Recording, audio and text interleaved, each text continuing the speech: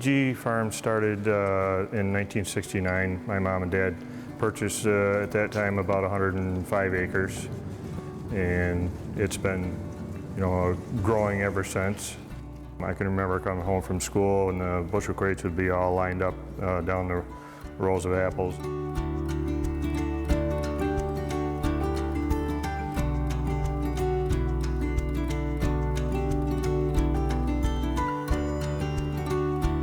Now it's all 20 bushel bins with forklifts, and we're handling a lot more volume, so it's something that I look forward to, not having to handle those bushel crates all the time. All of our fresh market outlets that go to fruit stands, I guess, are in the closest one would be Canandaigua, and then down in Owego and Cantor area, and then into Pennsylvania, a couple places that we go. Most of the local fruit stands that are right around here are also growers, so they're supplying their own apples. With any fresh fruit or vegetable,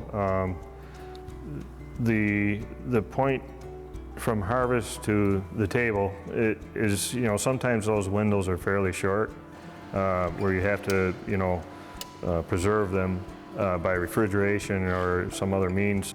People expect to have these year-round in a lot of cases, either coming locally or from other parts of the world.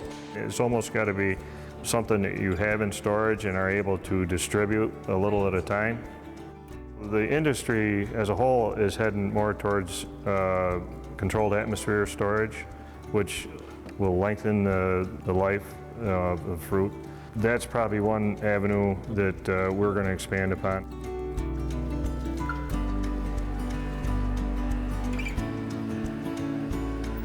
I think as you grow older, you become more conscious of your health. And I know I never thought about going to the gym or working out or anything like that. But as you get older and some of these problems arise in your health, you have to take care of them.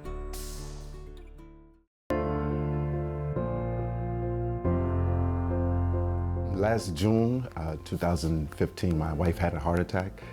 Came to find out it was because of the diet that we had, a lot of salt, a lot of fats. So what we did is we cut out a lot of salts. We went from white bread to wheat bread, the crackers, everything wheat, the butter, the margarine. We went to a heart-healthy diet, just not only for her, but for all of us. This way. I recently just got certified through USA Basketball, and USA Basketball pushes a very nutritious and hydrating regimen for kid athletes. By not only teaching their kids the nutritional value, but a less expensive way to get it, also teaches the parents, to budget, and gives them a better chance of feeding their family and growing. Nice pass, nice pass. We need more education and more resources to educate our young people and our older people on better ways of living and more access to better food.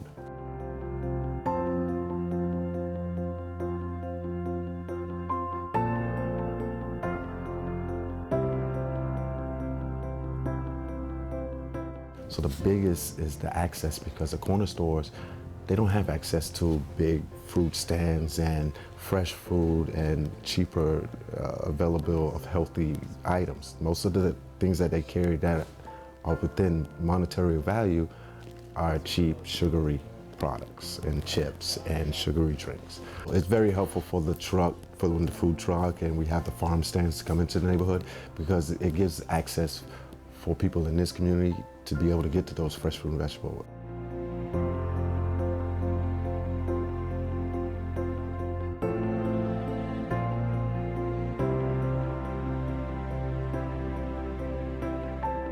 We've had plenty of challenges.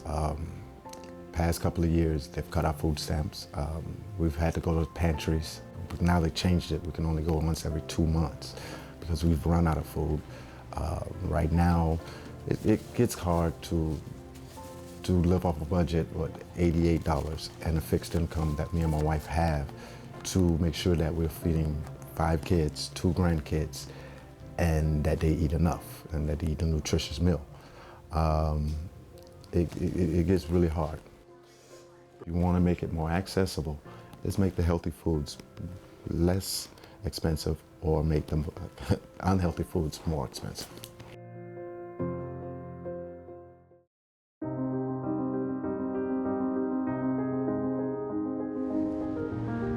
I think the fact that people are not preparing their own food and don't have access to good foods has fueled the increase in the rate of diabetes and hypertension and obesity. So we have much higher rate of diabetics, hypertensives, and obese patients, and children, overweight children as well in our practice. When I started, we didn't have any childhood diabetics, and now we have children that are diabetic because of their diet. So numbers are getting worse and worse. There's no doubt about it. The marketers have done a fantastic job on driving our urges for sweets and fat and salt. So if we had just as good marketers to drive people's interest in healthy food, I think that would be important, because the family doctors, we can only advise for a little bit period of time. If we can increase the demand, I think the corner stores will supply that. They're not selling things that people refuse to buy. So we have to educate our patients and our population to demand better foods. And another thing we do is we've started backyard gardens. This has been tremendously successful, and people have started getting back into eating vegetables through the backyard gardens. There are a lot of cities that have farms. There's, I think, Brooklyn, Cleveland, and some other cities throughout the country have large urban farms. So I think the city could fund urban farming. So we have a lot of work to do on a public level, more so than what the family doctors can do in just a short period of time.